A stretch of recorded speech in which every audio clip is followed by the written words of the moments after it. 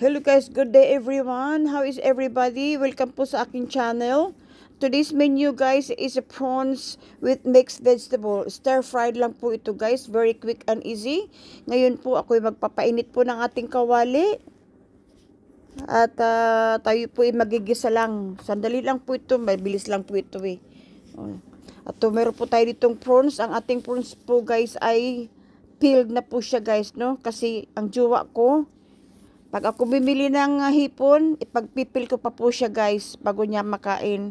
Kaya ang ginagawa ko, bumili ako ng peeled prawns na siya. Yan. Magpainit po tayo ng ating oil. Olive oil po ang aking ginamit kasi yan po ang aming ginagamit. Lalo na po ang jowa ko kasi mas gusto niya ang olive oil. Ayan. Extra virgin olive oil. Yan. Painitin po natin ito. At tayo po ay maglalagay din po ng butter para medyo malinamnam po ang ating ulam. Yan. Antayin lang po natin ito na siya ay matunaw. Butter. Gisa-gisa lang po ito guys. Stir-fried prawns with mixed vegetables. Okay. Yan. Ilagay po natin ang ating prawns guys. Ang ating peeled prawns. No, igisa lang natin ng konti ito, medyo brown ng konti, tapos hango. Kasi hindi po maganda guys ang ating prawns kung iyan is overcooked. Kasi para siyang para siyang lastiko. Lastiko yung rubber band ay tumalon. Yan, hugasan natin ito guys kasi sayang ito. Yan. Ilagay lang balik. Yan, hinugasan ko pa guys ha. Yan. At i-fry natin na ito konti. Ma-brown ano lang siya, change color. For 1 minutes or 2. Kasi hindi po maganda guys pang ating prawns is overcook. Kasi sariwang prawns po ito guys. Hindi ako gumama ng kutsara, tinidor o anuman. Yan na lang. Di ba? Yan. Ipa-change color natin ito for about 1 minute to 2. Not even 2 minutes. So, about 1 minute. Hanguin po natin ito kasi maano ito ma-overcook. Butter lang po ang lagay ko, di ba? Ayan.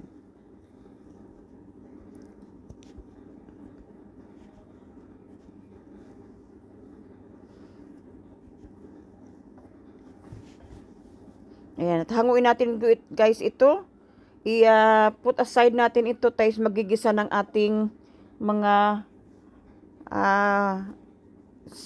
ahos, bawang, ano ba? Yan. Ito malon. Yan, hugasan ko ulit yan. Isa na yan. Ayan. Yan. Ito. Ayan na naman ang ating the same pan. May butter pa siya natira. Lagay tayo ng sibuyas. Unahin natin ang sibuyas guys. Ako inuuna ko sibuyas eh. At ngayon naman ako gagamit ng garlic paste guys kasi ang jowa ko ayaw niya ng buo-buo na bawang. Gusto niya yung paste. Kaya paste po ang gagamitin ko na bawang. Yan. Ang atin pong garlic paste. Igisa lang po natin ito. At ilalagay po natin ang ating mixed vegetables. Ayan, meron po tayong cauliflower, broccoli, meron po itong green na ito. Ayan, celery, carrot, at saka bell pepper. Yan po ang aking vegetable. Unti-unti lang, mga ilang piraso lang bawat isang variety ng ating vegetables. Igigisa po natin ito saglit at lalagyan po natin ito ng ingredients. Ayan po ang ating ginawa. Tapos ititimplahan po natin ito ng asin. Kunting asin lang. May kunting asin. Lalagyan na ito ng kunting asin. Paunti-unti lang ako guys pag naglagay ng asin kasi hindi maganda pag ating anuhin. Yan. Lalagyan natin ng paminta. Yan. Tapos meron po tayo ditong kunting magic sarap. Ayan, kunti lang, paunti-unti lang. No. Haluin natin para hindi siya masunog. Low heat lang po ito, guys.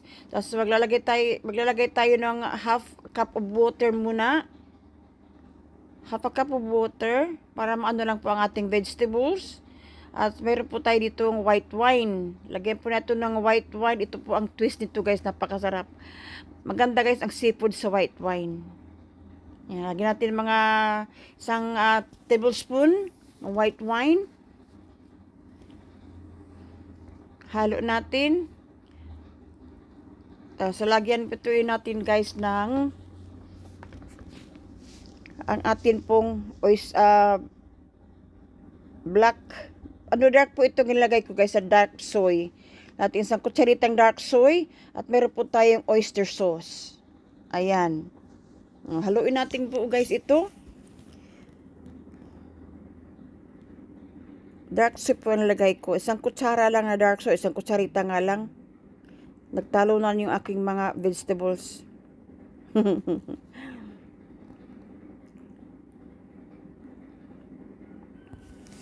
Ayan, halo-halo. Ano din po yan, guys. Maluluto. I-half cook lang din natin ang ating gulay kasi hindi po masarap ang gulay pagka lata. Pagka overcook. Ayan.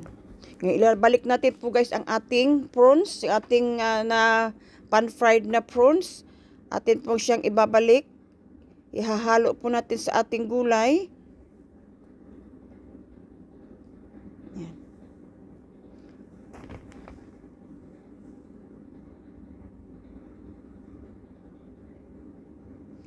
Kita nyo wala pang kanong sabaw. Lalagyan ko pa ito ng kunting tubig para maluto lang ang ating vegetables ng kunti.